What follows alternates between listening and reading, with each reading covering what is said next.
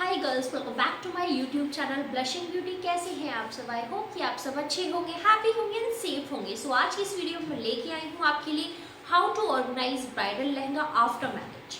जी हाँ, मैं आज आपको कुछ टिप्स देने वाली हूँ आपको ब्राइडल लहंगा या ये कहें कुछ जो हैवी गाउन्स हैवी ड्रेसेस होती हैं उसको आपको कैसे ऑर्गेनाइज करना है ताकि वो आपकी ख़राब ना हो, अच्छे से बनी रहे, लॉन्ग लास्टिंग रहे। क्योंकि ये चीज़ें यार एक बार खरीद लेते हैं हम लोग और सालों साल तक रखे ही रहते हैं। और शादी का जोड़ा तो यार जब तक हम हैं तब तक हमारा शादी का जोड़ा है, कई लड़कियों का ये हिसाब होता है। तो उस केसेस में हमको कुछ खास चीज़ें फॉलो करनी होती है ताकि हम अच्छे से ऑर्गेनाइज कर सकें। तो इस वीडियो में कुछ खास टिप्स लेके आई हूँ। चैनल पर नए आए तो चैनल को सब्सक्राइब कीजिएगा, वीडियो अच्छी लगी तो लाइक शेयर कमेंट ज़रूर कर दीजिएगा। मेरे चैनल की बेल नोटिफिकेशन को ऑन कर लीजिएगा ताकि मेरे आने वाले वीडियो की अपडेट आपको सबसे पहले मिले। तो आइए वीडियो करते हैं शुरू। शादी में इतनी सारी सेरेमनीज होती हैं, हल्दी सेरेमनी, मेहंदी सेरेमनी, संगीत सेरेमनी और शादी के बाद भी रिसेप्शन होता है, संगीत होता है, ना जाने क्या क्या। और शादी का लहंगा, हर एक चीज़ इतनी सारी हम ऐसी ऐसी ड्रेसेस ले लेते हैं, लहंगा, साड़ी, गाउन। साड़ी तो फिर भी ऑर्गेनाइज हो जाती है, बट गाउन्स और लहंगा जो बहुत ज़्यादा हैवी फ्लेयर के होते हैं उनको ऑर्गेनाइज करने में बहुत दिक्कत आती है। लेकिन यार हम लोगों का मन भी करता है शादी है तो अच्छी अच्छी हैवी फ्लेयर वाली ड्रेसेस पहने जो कि हमारे लुक को और भी ज़्यादा इन्हांस करें। ज़रूरी भी है, अच्छा भी लगता है, हर वो चीज़ हम करते हैं जो अच्छी लगती है। लेकिन शादी तक तो सब हो जाता है, लेकिन शादी के बाद क्या, मतलब शादी के बाद आप बहुत ज़्यादा परेशानी फेस करते हैं। यार रखें तो रखें कहाँ। जब मैं शादी करके अपने ससुराल आई तो सेम प्रॉब्लम मेरे साथ भी हुई। मैं हमेशा ये सोचती थी कि यार इतनी सारी ड्रेसेस हो गई हैं, मतलब एक दो तो नहीं होती है, आराम से आपकी 6-7 जोड़ी ड्रेसेस हो जाती हैं जिसको आपको ऑर्गेनाइज करना होता है। और हमेशा यही सोचती थी मैं कि कैसे इसे ऑर्गेनाइज करूँ। तो आइए वही कुछ टिप्स देती हूँ आपको। यार हमारे इंडियन कल्चर में ना घरों में इतनी ज़्यादा स्पेस तो होती नहीं है, और वार्डरोब में जो स्पेस हम लोगों को मिलती भी है ना, उस वार्डरोब में हम अपना ब्राइडल ट्रूसो का सामान रख देते हैं। जो भी आप 1 2 3 4 ट्रूसो भर भर के लेके जाते हो ना ससुराल, वहाँ आप अपना सारा ट्रूसो का सामान रख देते हो। तो ऐसे में आपको समझ ही नहीं आता है कि इतने सारे जो आउटफिट अभी आपको रखने हैं, लहंगा और गाउन्स वगैरह, वो कहाँ रखें। क्योंकि आपका सामान भी होता है और आपके हस्बैंड का भी सामान होता है। मतलब हो सकता है आप लोगों की सेपरेट वार्डरोब्स हो या सेपरेट ना भी हो। तो उस केस में आपको क्या करना है, तो आइए कर बताते हैं। पॉइंट नंबर 1, गर्ल्स इस बात का खास ख्याल रखिएगा कि जब भी आप लहंगा परचेज करें तो लहंगे के साथ आपको एक लहंगा कवर मिलेगा।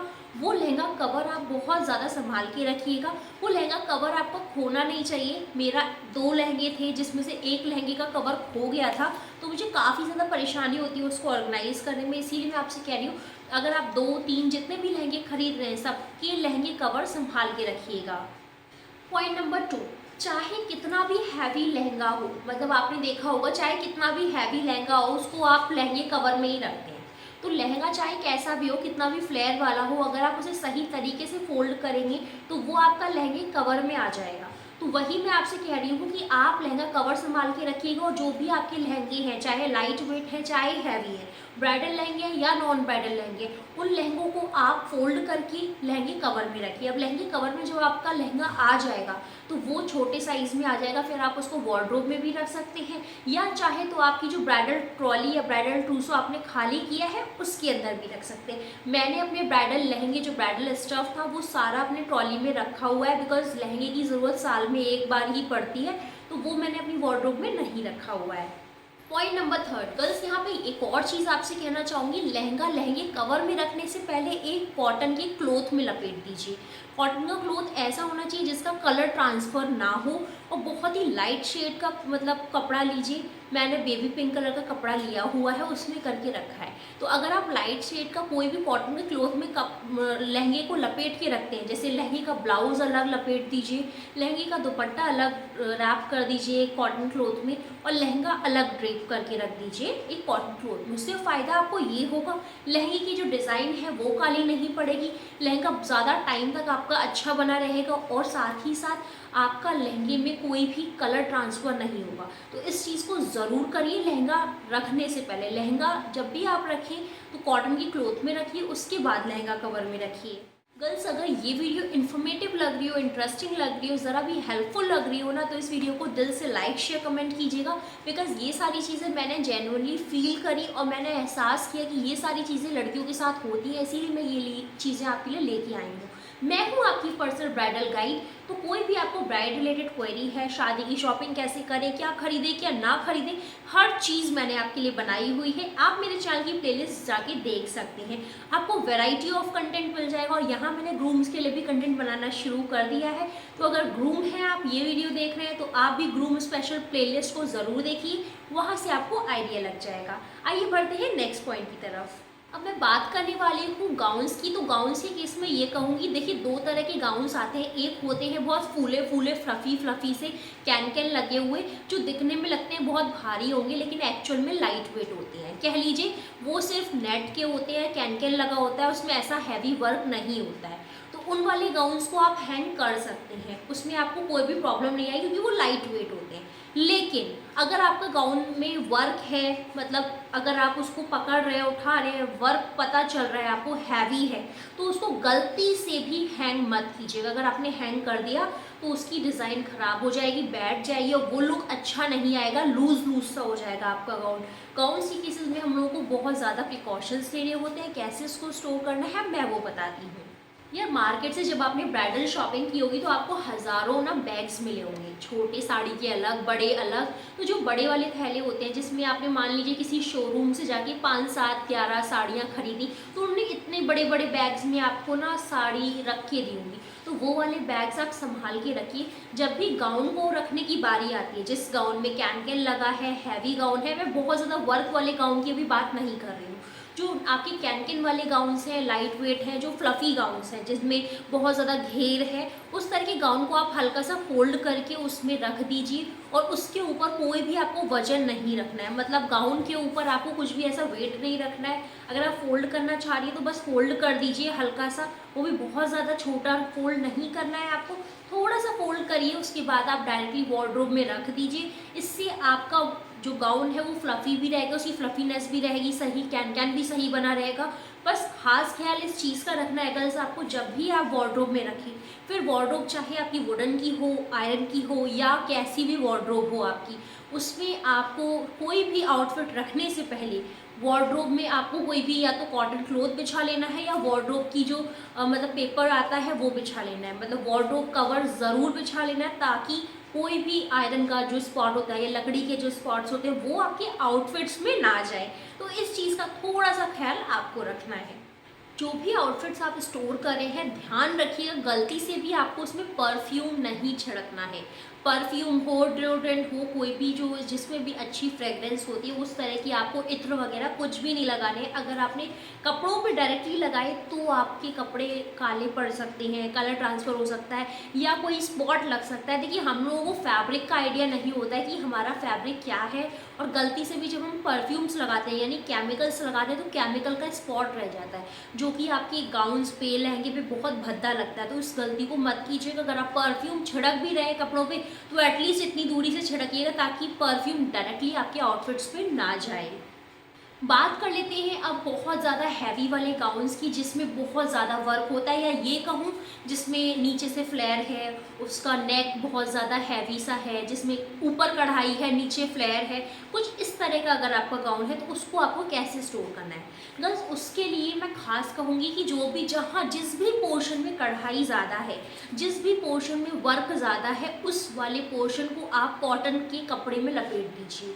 कोशिश कीजिए वो वर्क आपस में टच ना हो, बिकॉज़ ये गलती मैंने आज से 4-5 साल पहले की थी। एक गाउन मैंने परचेस किया था और उस वर्क को मैंने बिना ध्यान दिए ऐसे ही रख दिया था। बहुत महंगा गाउन था और वो पूरा काला पड़ गया था उसका वर्क, जो कि बिल्कुल बेकार हो गया था। तो इसीलिए मैं आपसे कहूँगी ये चीज़ अब मैं अपना रही हूँ और इसी चीज़ को फॉलो कर रही हूँ, इसीलिए आपको बता रही हूँ। मैं ये नहीं कहूँगी आप बहुत ज़्यादा खर्चा कीजिए, बहुत ही आसानी से कोई भी कॉटन का दुपट्टा ले लीजिए जो कलर ट्रांसफ़र ना करे, उसको आप लपेट दीजिए। अगर देखिए बहुत सारे लोग कहेंगे कि कॉटन लगा दीजिए, तो ये सब आप कर सकते हैं। आपको बेसिकली जो भी वर्क है आपके गाउन में, हैवी गाउन में जितना भी मतलब एम्ब्रॉयडरी वर्क है, नेट का वर्क, जो थ्रेड वाला वर्क होता है, उसमें कोई प्रॉब्लम नहीं है। मेन वर्क होता है जो कि जर्किन का वर्क है या एम्ब्रॉयडरी वाला वर्क है, तो वो जब वर्क होता है वो काला पड़ सकता है, तो उसमें आपको क्लॉथ लगाना है, उसके बाद आपको स्टोर करना है। इस चीज़ का खास ख्याल रखिएगा। कई लड़कियों के साथ ऐसी प्रॉब्लम होती होगी कि हम जब भी लहंगा परचेज़ करने जाते हैं या गाउन परचेज़ करने जाते हैं, ऑब्वियसली हम लहंगा और गाउन वगैरह जब अपने शादी के लिए लेते हैं तो हम चाहते हैं कि गाउन टच हो या ज़मीन पे लथड़े थोड़ा सा, तो अब वो प्रिंसेस वाली फीलिंग आए। अच्छा भी लगता है यार, सब लोग करते हैं, मैंने भी किया था। मेरा भी जो गाउन था वो इतना लंबा था कि ज़मीन पे लथेरता था, लेकिन शादी के बाद मैंने उसको कटवा लिया था। बट यहाँ मैं आपको राय ये दे रही हूँ कि अगर आपने भी ऐसी कोई ड्रेस ले रखी है जो आपकी ग्राउंड टच है, बहुत ज़्यादा ही लथेड़ रही है, और आपने पूरा जैसे घास में घूमे, गार्डन में घूमे या कहीं पे भी आपने घूमा फिरा और वो डर्ट आपके लहंगे में या कोई भी आउटफिट में लग सकती है। अब होता क्या है, जब आप उस डर्ट के साथ अपने आउटफिट को रख देते हैं तो वो आउटफिट बिल्कुल ख़त्म हो जाता है, ख़राब हो जाता है। तो ऐसी गलती बिल्कुल भी नहीं करनी है। शादी के बाद अगर बहुत ज़्यादा लॉन्ग गाउन है तो आप उसको कटवा सकते हैं। मैंने तो पर्सनली उसको कट करवा लिया था, बिकॉज इतना ज़्यादा मतलब लथड़ने वाली ड्रेस तो शादी के बाद मुझे नहीं लगता कि मैं ऐसे कभी पहनूंगी। और अगर आप कटवाना नहीं चाहते, आप चाहते हैं कि आप रीयूज़ कर सकते हैं ऐसे आउटफिट, तो उस केस में आप उसको ड्राई क्लीन करवाइए, उसकी डर्ट निकलवा दीजिए। मतलब कोई भी स्पॉट नहीं होना चाहिए, कोई भी डर्ट नहीं होनी चाहिए। अगर ज़रा भी डर्ट या स्पॉट होगा तो फिर वो आपका आउटफिट लॉन्ग लास्टिंग नहीं रहेगा। आई होप कि आप ये वाली बात समझ गए होंगे। और कोई भी गाउन अगर आपने फोल्ड किया है, कोई भी गाउन हो, साड़ी हो, हैवी सूट हो, लहंगा हो, उसको आप ऐसा मत कीजिएगा कि रखने के चक्कर में छोटा फोल्ड कर दें। जितना ज़्यादा छोटा फोल्ड करेंगे उतना ज़्यादा फोल्ड करेंगे आप, और जितना ज़्यादा फोल्ड लाइंस आएंगी तो वो रखे रखे लाइनिंग पड़ जाएगी आपके आउटफिट में, तो लाइनिंग सी आ जाएगी, वो पहनने में बिल्कुल अच्छी नहीं लगेगी। और इस तरह के कपड़े आयरन तो हो नहीं पाते हैं, आप भी जानते हैं। तो उस केसेस में आपको कम से कम फोल्ड करनी है और अच्छे से ऑर्गेनाइज करके रखना है। शादी के बाद मेरे पास हज़ारों में साड़ियाँ हो गई थी, हज़ारों में नहीं लेकिन कई सारी साड़ियाँ हो गई थी, इतनी साड़ियाँ कि जो आज तक मैं पहन भी नहीं पाई हूँ। तो उस केस में मैंने साड़ियों को 2 पार्ट्स में डिवाइड कर दिया था। एक वो साड़ियाँ जो मैं रिसेंटली पहनना चाहती हूँ और एक वो साड़ी जो किसी के शादी ब्याह में ही पहनूंगी। आप भी अपने शादी के बाद अपने आउटफिट्स को, साड़ी सूट को इस तरह से डिवाइड कर सकते हैं। जो रेयर वियरिंग आउटफिट्स हैं, मतलब जो मुझे कभी कभार पहननी है साड़ियाँ, वो सारी साड़ियाँ मैंने साड़ी कवर में रख दी थी और उसके बाद मैंने अपने वार्डरोब में सबसे नीचे वाले सेक्शन में रखी थी। और जो वाली साड़ियाँ मुझे पहननी है, 2, 4, 6 महीने में ज़रूरत पड़ सकती है, वो साड़ियाँ मैंने हैंग कर दी थी। इससे फ़ायदा ये हुआ था कि मुझे जब रेयर ज़रूरत होती थी तब मुझे झुक के नीचे से निकालना पड़ता था, एल्स ऊपर सारी साड़ियाँ मेरी अवेलेबल थी जो कि डेली वेयर होती हैं, पूजा पाठ में पहननी है, मंदिर जाना है, कहीं किसी डिनर पार्टी में जाना है। ये आप अपने हिसाब से प्लान कर लीजिए अपने आउटफिट्स को। यहाँ एक पर्सनल राय ये देना चाहूँगी, ये जो राय दे रही हूँ ये मेरी मम्मी द्वारा दी गई है। तो यहाँ ये कहूँगी, जितने भी कपड़े आप अपनी वार्डरोब में रखेंगे, है ना, चाहे आप सूट, साड़ी, जीन्स, टॉप या कुछ भी रखें, उसमें जैसे अगर आपने कोई भी कपड़े एक बार पहन लिए हैं, पहने हुए कपड़े डायरेक्ट ऐसे वार्डरोब में मत रखिए। इससे आपके पहने हुए कपड़ों के साथ साथ और भी कपड़ों पे इफेक्ट पड़ता है, आपको पता नहीं चलेगा, लेकिन वो इफेक्ट आपके कपड़ों को लॉन्ग लास्टिंग नहीं बनाएगा। अगर आपने सोचा कि अब जैसे ये सूट मैंने वेयर किया है, जस्ट शूट कर रही हूँ, 2 मिनट के लिए, 4 मिनट के लिए पहनूंगी, उसके बाद फिर मैं रख दूंगी, तो यहाँ पे मैं सिर्फ इतना कहूँगी, ये इस तरह के कपड़े जो एक बार आपने वेयर किया, आप नहीं चाहते कि आप उसे वॉश करें, तो उसको आप किसी कवर में करके रखिए। या कवर मत लीजिए, जो भी थैले आते हैं यार मार्केट में, साड़ी के साथ जो बैग्स आते हैं, जो शॉपकीपर्स देखते हैं, भेज देते हैं, या कहीं कई तरह के बैग्स आपको मिल जाएंगे, उन बैग में करके रख दीजिए, प्लास्टिक पॉलीथीन में करके रख दीजिए। जो कॉटन के सूट्स होते हैं, इसका कोई कुछ डैमेज नहीं होगा इस तरह के कपड़ों का, तो उसमें क्या रहेगा कि आपके ये कपड़े लॉन्ग लास्टिंग रहते हैं। और जितने भी आउटफिट्स हैं वो इंडिविजुअल आउटफिट आप किसी ना किसी चीज़ के अंदर रखिएगा, रेदर देन कि वो आपका डेली वियर हो। आई होप कि आपको ये वाली वीडियो अच्छी लगी होगी। अच्छी लगी तो लाइक शेयर कमेंट जरूर कर लीजिएगा। Thank you so much for watching my video. Have a great day, take care.